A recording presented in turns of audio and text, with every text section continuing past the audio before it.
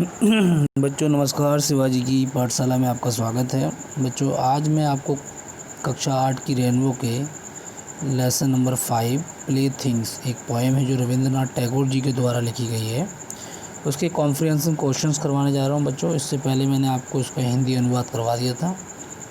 तो ये बहुत ही प्यारी पोएम है। चलिए इसके कॉम्प्रिहेंशन क्वेश्चन शुरू करते हैं। देखिए बच्चों, यहाँ पर आपके सामने कुछ क्वेश्चंस दिए गए हैं।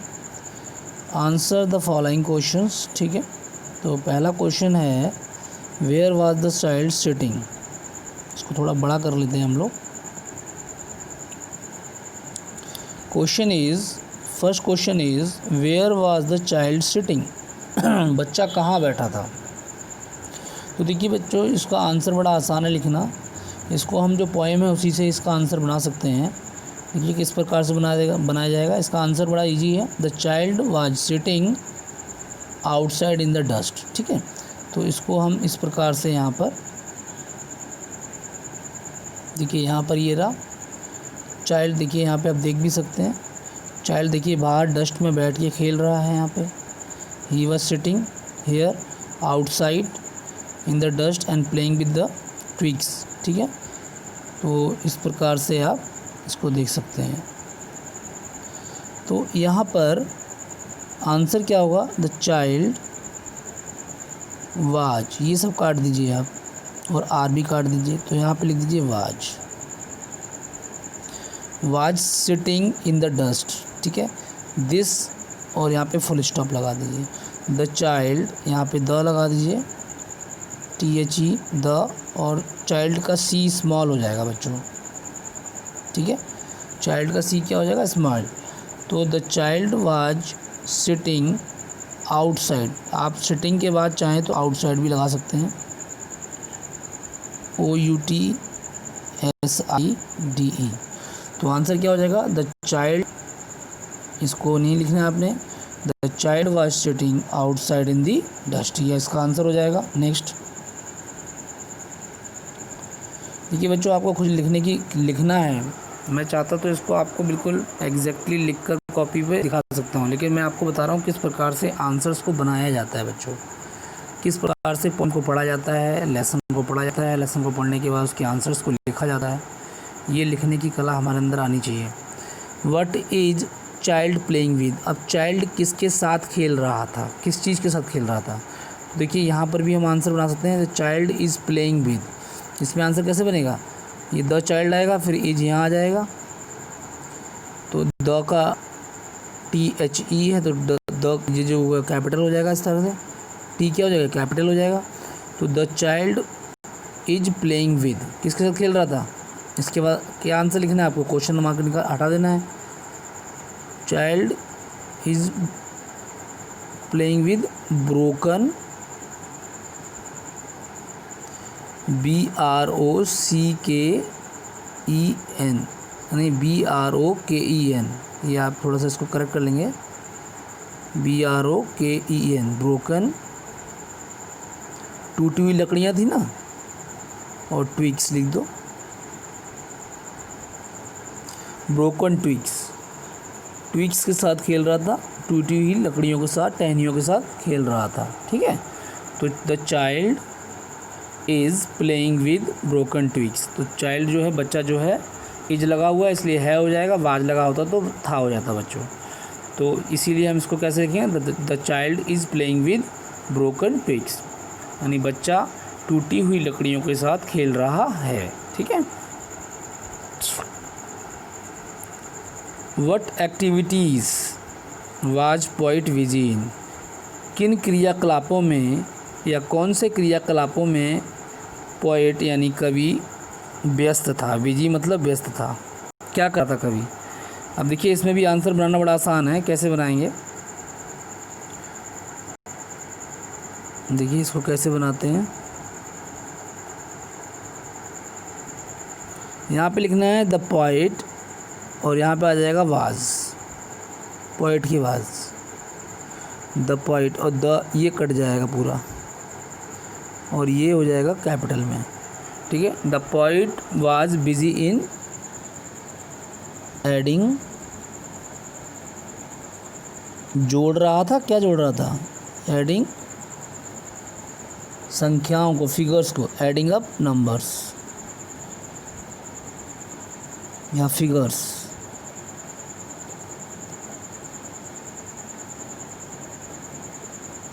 ठीक है, तो इसका देखिए आंसर कितने आसानी से बन गया। द पोइट वाज, पोइट के बाद वाज आ जाएगा, ये वाज यहाँ से हट जाएगा।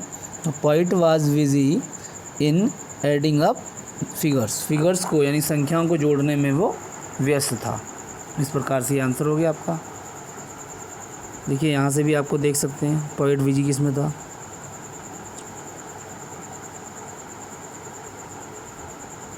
देखिए यहाँ पे देखिए लिखा हुआ है adding up figures. The poet, यहाँ से आप आंसर लिख सकते हैं, the poet was busy with his account and adding up figures. यहाँ से यदि आप बनाना चाहें तो यहाँ से भी बना सकते हैं। यहाँ पे लिख सकते हैं द पोइट, ठीक है, और द पोइट वाज, ठीक है, और इसके बाद आप यहाँ से लिख सकते हैं busy, the poet was busy. देखिए मैं आपको दोबारा लिख के दिखाता हूँ। देखिए आंसर्स को किस प्रकार बनाया जाता है, इसको सीखना है हमको। देखिए यहाँ से ये कट गया, ये आ गया यहाँ पे द, THE द, फिर हो गया पोइट, POET पोइट, ठीक है, फिर वाज आएगा, वाज बिजी, ठीक है, और उसके बाद पूरा ये लिख दीजिए बिजी विद, यहाँ पे माई लिखा हुआ है क्योंकि वो पोइट यहाँ पे बात कर रहा है, तो poet was busy with his, यहाँ पे माई की जगह आ जाएगा his accounts adding up figures by hours. ये पूरा आंसर लिख सकते हैं आप चाहें तो ऐसे, the poet was busy with his accounts adding up figures by the hours. ठीक है, आवर इस तरह से भी लिख सकते हैं। ये आंसर यहाँ से भी, नहीं तो जो मैंने पहले बताया था वैसे भी लिख सकते हैं। दोनों तरीके हैं बच्चों। What has poet forgotten, forgotten मतलब भूल गया था। पोइट क्या भूल गया था? तो देखिए यहाँ पे आंसर बनाना बड़ा आसान है। यहाँ वट कट गया, ये हट जाएगा, ये हैज़ यहाँ आ जाएगा, द पोइट हैज़ फॉरगेटन यहाँ पे आ गया, और ये टी ये कैपिटल हो जाएगा। द पोइट हैज़ फॉरगेटन, क्या भूल गया था पोइट? वो कला भूल गया था। The art of being absorbed in the play of sticks and mud pies. तो देखिए यहाँ पे आंसर है ऊपर,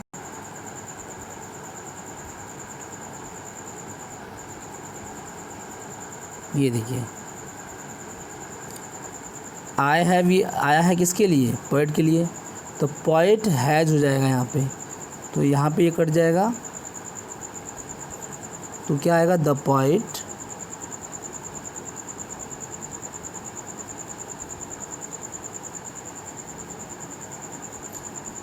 पोइट का पी स्मॉल होगा बच्चों। द पोइट हैज, क्योंकि आई के बाद हैव आता है और पोइट के बाद हैज आएगा, तो the poet has forgotten.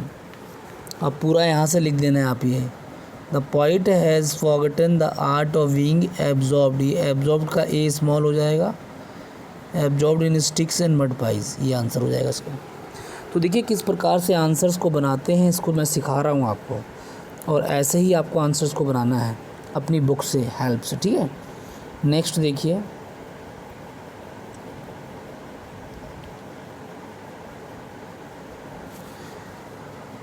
What did the poet struggle to cross.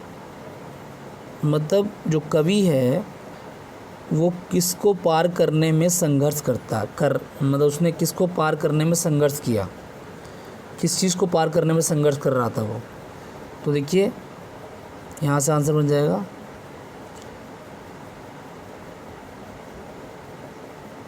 ये देखिए आंसर दिया है। अब ये यहाँ पर इसको कुछ नहीं लिखना है, यहाँ पे लिखना है struggle to cross the sea of desire. तो यहाँ पर किस प्रकार से बनेगा, देखो ये कुछ नहीं लिखा जाएगा, ठीक है। तो यहाँ पर ये आई भी नहीं लिखा जाएगा, यहाँ यहाँ पे आएगा the poet,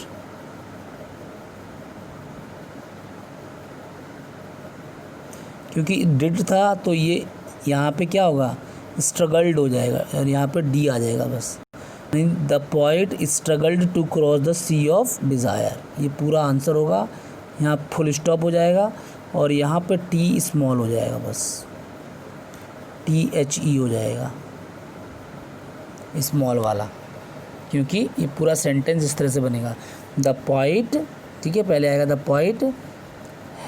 poet struggled to cross the sea of desire, ठीक है, क्योंकि क्वेश्चन क्या, what did the poet struggle to cross, डिड लगा हुआ था और इसीलिए यहाँ पर जब आंसर हम बनाएंगे तो भी पास्ट में बनाएंगे। तो the poet struggled to cross the sea of desire, ये आंसर हो गया। नेक्स्ट क्वेश्चन देखिए बच्चों,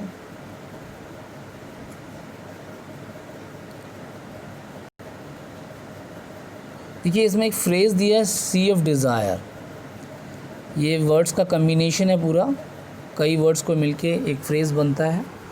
तो सी ऑफ डिज़ायर का इसमें मीनिंग क्या है, what do you understand by the phrase sea of desire.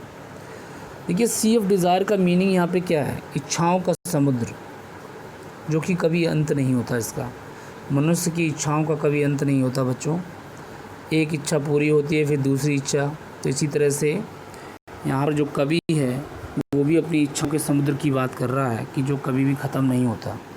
तो देखिए यहाँ पे आंसर क्या होगा इसका, the sea of desire, the meaning of the phrase the sea of desire is every grown man या every grown up man seeks many desire, मतलब कोई भी व्यक्ति, हर एक व्यक्ति जो बड़ा हो रहा है वो क्या है, उसके अंदर इच्छाएं होती हैं बहुत सारी।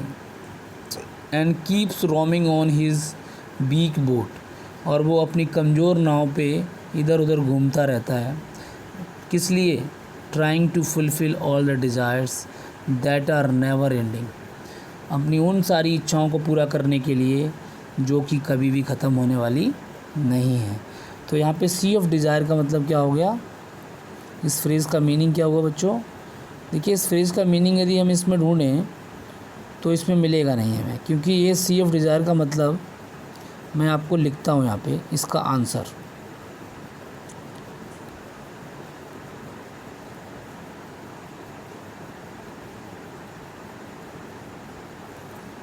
देखिए इसका आंसर हमें लिखना है सी ऑफ डिज़ायर का मीनिंग, तो यहाँ पे लिखना है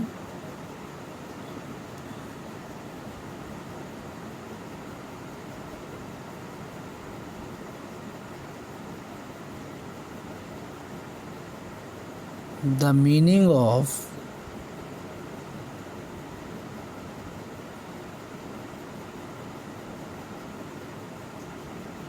the phrase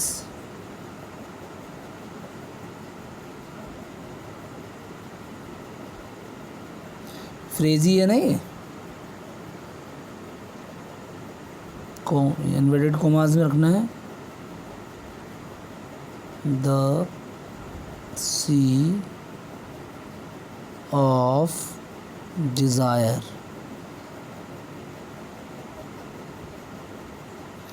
C of desire. देखिए ये हमारा क्वेश्चन से ही आ गया इज़। अब इसके बाद आपका मीनिंग यहाँ से शुरू होगा, क्या होगा, सी ऑफ डिज़ायर का मीनिंग क्या है,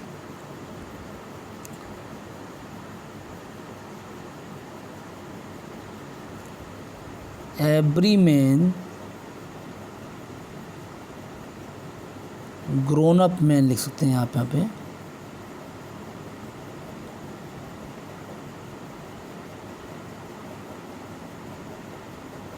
every grown up man has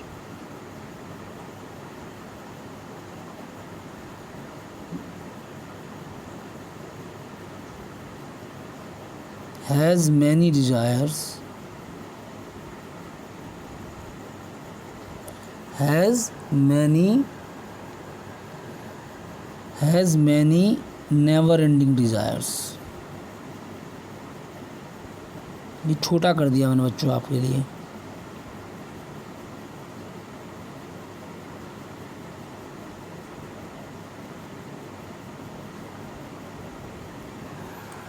देखिए, the meaning of the phrase the sea of desire is every grown up man has many never ending desires.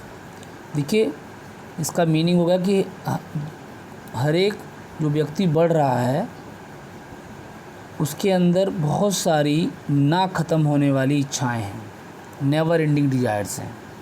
ठीक है, इसका मतलब यही है सी ऑफ डिज़ायर। तो इसको आप लिख सकते हैं। मैं आपको एक की स्पेलिंग बता देता हूँ। मीनिंग की स्पेलिंग है बच्चों, देखिए THET कैपिटल होगा, meaning MEANING, meaning of OF THE ये द होगा, फ्रेज लिखाइए आपके इसमें, द सी ऑफ डिज़ायर लिखाइए, सब स्मॉल लेटर्स में होंगे बच्चे। ये is every EVERY every grown GROWN grown up UP up MAN man HAS has MANY many never NEVER never ending ENDING ending desires DESIRES desires. ठीक है, तो ये आपके कॉम्प्रिहेंशन क्वेश्चंस हैं बच्चों। ठीक है, चलिए बच्चों, आज के लिए इतना बहुत है। थैंक यू वेरी मच बच्चों फॉर वॉचिंग दिस वीडियो।